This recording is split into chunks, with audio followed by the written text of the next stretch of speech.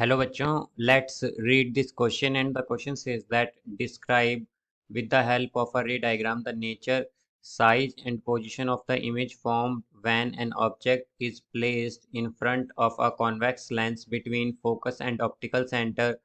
State three characteristics of the image formed.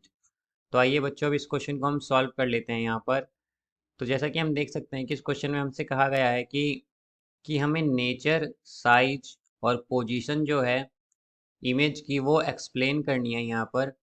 जब object जो है वो हमने कॉन्वेक्स लेंस के फ्रंट में फोकस और ऑप्टिकल सेंटर के बीच में रखा हुआ है और हमें तीन प्रॉपर्टीज़ या फिर कैरेक्टरिस्टिक्स बतानी है उस इमेज की। तो यहाँ पर जो हम की कॉन्सेप्ट यूज़ करेंगे बच्चों, की कॉन्सेप्ट वो हम यूज़ करेंगे convex lens, convex lens, convex lens. तो आइए अब यहाँ पर हम रे डायग्राम देख लेते हैं इसका। सो लेट्स सपोज कि हमारे पास यहाँ पर एक कॉन्वेक्स लेंस है। ये हमारे पास यहाँ पर एक कॉन्वेक्स लेंस है और ये उसकी प्रिंसिपल एक्सिस है।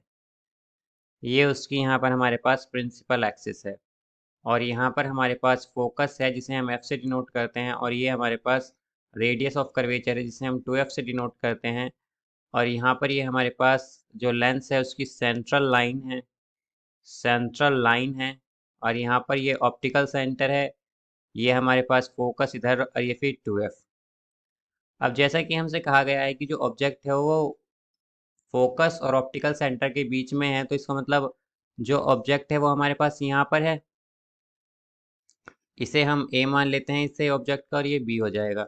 तो जब एक रे ऑफ लाइट पैरेलल जाएगी प्रिंसिपल एक्सिस से, मीन्स कुछ इस तरह से, कुछ इस तरह से, तो हम जानते हैं कि ये फोकस से पास करेगी। ये लाइट, ये जो रे है लाइट की, ये फोकस से कुछ इस तरह से पास कर जाएगी, यहाँ से फोकस से पास कर जाएगी इस तरह से। ठीक उसी तरह से जब सेकंड रे जो है हमारी वो यहाँ से ऑप्टिकल सेंटर से पास करती है तो वो इस तरह से पास कर जाएगी। अब जैसे कि बच्चों हम देख सकते हैं यहाँ पर ये जो लाइन है ये मीट नहीं कर रही है, तो ये बेसिकली हमारे पास एक वर्चुअल इमेज बनती है फिर यहाँ पर। और यहाँ से हम ऑब्जर्व कर रहे हैं इस, ये जो हमारे पास इमेज बनेगी इसे हम यहाँ से ऑब्जेक्ट अगर ऑब्जर्व करते हैं, अगर अगर हम इसे यहाँ से ऑब्जर्व करते हैं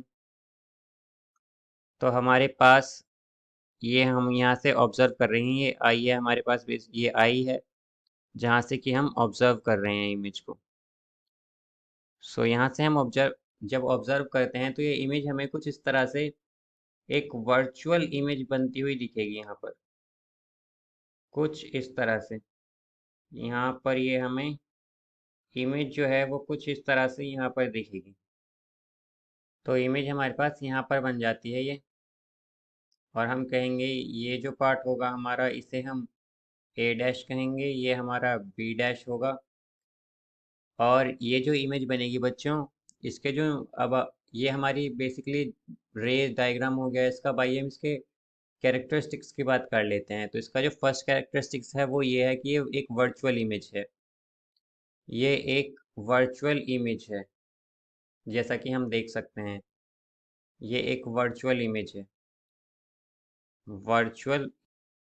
सेकंड कैरेक्टरिस्टिक्स या प्रॉपर्टी इसकी ये है कि ये जो इमेज बनी है ये लार्ज है ऑब्जेक्ट से। Image is larger than object. Image जो बनी है इसकी वो लार्जर है ऑब्जेक्ट से, लार्जर देन ऑब्जेक्ट, ऑब्जेक्ट। अगर हम बात करें इसके थर्ड पॉइंट की, तो इसका थर्ड पॉइंट हमारे पास ये है कि जो इमेज है ये पीछे बनती है ऑब्जेक्ट के। Image is formed behind the object, image is formed behind the object, formed behind the object, behind the object. तो ये बच्चों इसकी तीन प्रॉपर्टीज हो गई हमारे पास। ये इसकी तीन प्रॉपर्टीज हैं हमारे पास। So I hope you understood it well. Best of luck.